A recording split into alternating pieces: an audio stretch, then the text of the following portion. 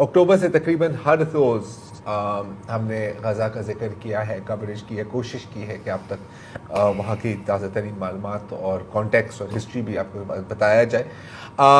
Doctor صاحب، آپ ابھی مصر سے ہو کے آئے ہیں، میرے خیال اب جنوری میں بھی گئے تھے، مارچ میں بھی گئے تھے، اور جب سے ہی یہ جنگ کہنا اس کو شاید درست نہیں ہے، نسل کشی شروع ہوئی ہے.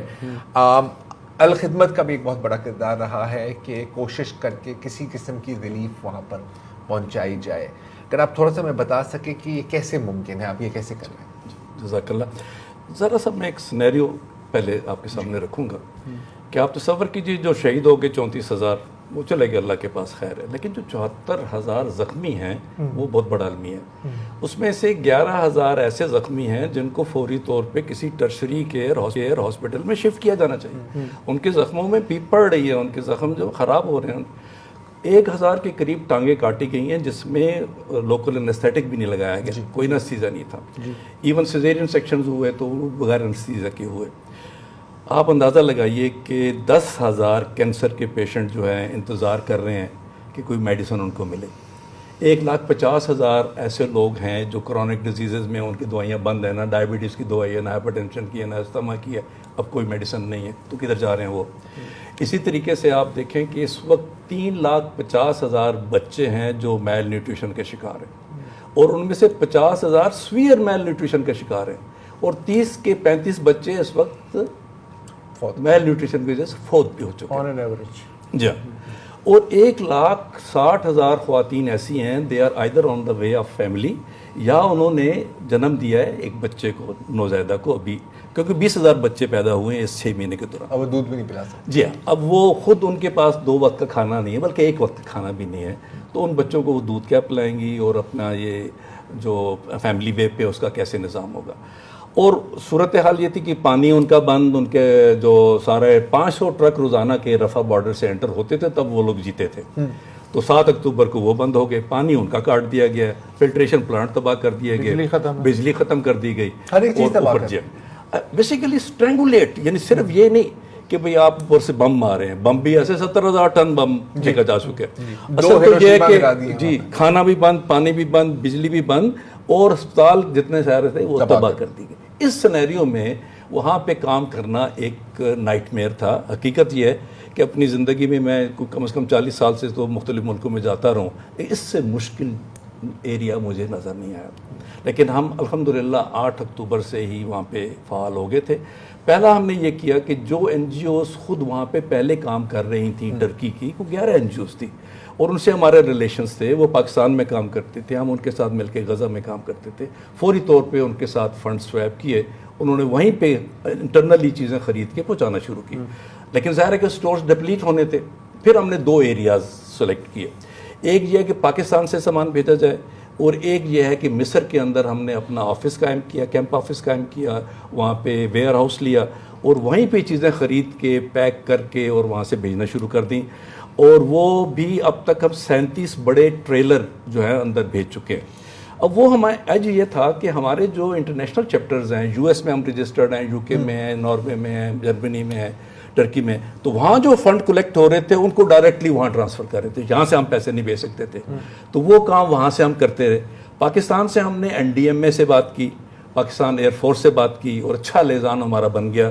ہم نے 5 طیارے چارٹرڈ یہاں سے اسلام آباد اور کراچی سے بھیجے العریش، اور وہاں پہ ہمارے جو ساجد بلال صاحب ایمبیسیڈر ہیں پاکستان کے، ویری ہیلپ فل پرسن، انہوں نے وہاں پہ ریسیو کر کے ریڈ کریسنٹ کے ذریعے فوری طور پہ ایک فاسٹ ٹریک سے اندر بھجوائے. پھر ہم نے ایک طیارہ چارٹر وہ پاکستان ایئر فورس نے ہمیں دیا، وہ ہم نے بھجوایا جارڈن، اور جارڈن میں ہاشمائت فاؤنڈیشن نے باقاعدہ ایئر ڈراپ کیا ان میڈیسن کا، چونکہ ہم 400 ٹن تقریباً میڈیسن بھجوا چکے ہیں. اس کے بعد ہم نے سوچا کہ سی سے بھیجنا چاہیے، تو اب 20 بڑے کنٹینرز جو ہیں 40 فیٹ کے وہ ہم بھجوا چکے ہیں، جا چکے ہیں، رستے میں ہے، اور اسی مہینے انشاءاللہ ایک اور بحری جہاز ہم یہاں سے بھیجنے جا رہے ہیں. اس طرح مصر سے بھی اور پاکستان سے بھی ہم اب تک 1400 ٹن سامان بھجوا چکے ہیں. رمضان کے لیے اسپیشلی ہم نے 15,000 فیملیز کے لیے پورے مہینے کا راشن ہم نے بھجوایا اس کا.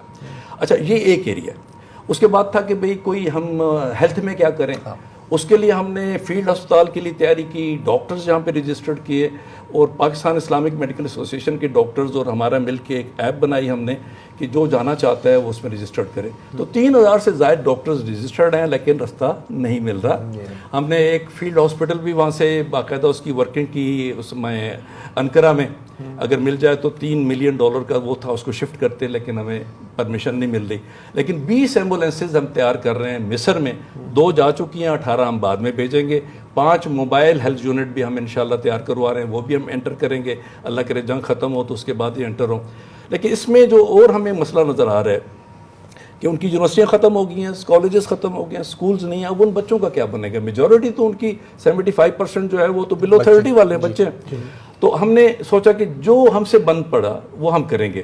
تو یہاں پاکستان میں جتنے بھی فلسطینی اسٹوڈنٹ تھے، غزہ کے اسٹوڈنٹس تھے، یونیورسٹیوں میں پڑھتے تھے، اب ان کا فیملی سے تعلق ختم ہو گیا، پیسے نہیں آتے تھے، تو ان سب کو رجسٹرڈ کر کے پیلسٹینین ایمبیسڈر کو بھی ساتھ میں لایا. اور 86 بچے اس وقت ہمارے پاس رجسٹرڈ ہیں، جن کو جنوری سے ہم 50,000 روپے ماہانہ وظیفہ دے رہے ہیں، اور یہ دیتے رہیں گے جب تک کہ ان کی تعلیم پوری نہ ہو. پھر کائرو کے اندر ہمیں وہاں پہ بچے ملے جو میڈیکل کے اسٹوڈنٹس تھے، کائرو میں پڑھتے تھے، اب ان کے پاس فیس دینے کو کوئی نہیں تھا. اور مصر کی حکومت نے کہا کہ ہم آپ کو نکالتے نہیں ہیں، لیکن ڈگری تب دیں گے جب پیسے پورے کرو. تو ہم نے ان کی لسٹیں بنائی ہیں، انشاءاللہ یونیورسٹی میں پے کریں گے تاکہ ان کو ڈگریاں ملے اور وہ بچے جائیں. اس کے علاوہ فیملیز وہاں پہ کچھ شفٹ، ان فیملیز کو ہم نے رجسٹرڈ کیا ہے، ان کے پاس ہم جاتے ہیں. میں خود بھی گیا ان کے پاس، ان کو ہیلتھ کی بھی، خوراک کی بھی، اور ساتھ ایجوکیشن کے لیے بھی ہم کر رہے ہیں. اس کے ساتھ ساتھ ہم جو سیز فائر ہو جائے تو پھر بہت بڑا کام ہوگا. تو ابھی میں گیا کوالالمپور میں، ایک میٹنگ تھی، 28 ممالک کے لوگ اس میں شامل تھے. پوسٹ وار وہاں پہ ری ہیب کا جو کام کرنا ہے اس میں ہم شریک ہوئے. اس میں ہم نے کمٹ کیا کہ ایک انشاءاللہ ریزیڈینشیل ٹاور ہم بنائیں گے، ایک ہسپتال ہم اڈاپٹ کریں گے، 5 اسکول ہم اڈاپٹ کریں گے، اور 30 فلٹریشن پلانٹ. ہم نے ملیشیا والوں سے بات کی کہ وہ چونکہ اس میں ایکسپرٹ ہیں، جیسی جنگ بندی ہو تو وہاں پہ وہ 30 فلٹریشن پلانٹ بھی انشاءاللہ لگائیں گے.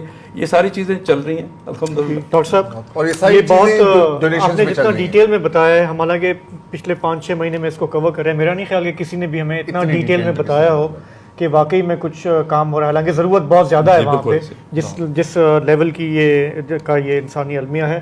لیکن پاکستان کے اندر ہو، غزہ کے حوالے سے ہو، آپ سے بات کر کے واقعی بہت خوشی ہوئی کہ اس لیول پہ یہ کام ہو رہا ہے. آپ کا یہاں آنے کا آج بہت بہت شکریہ.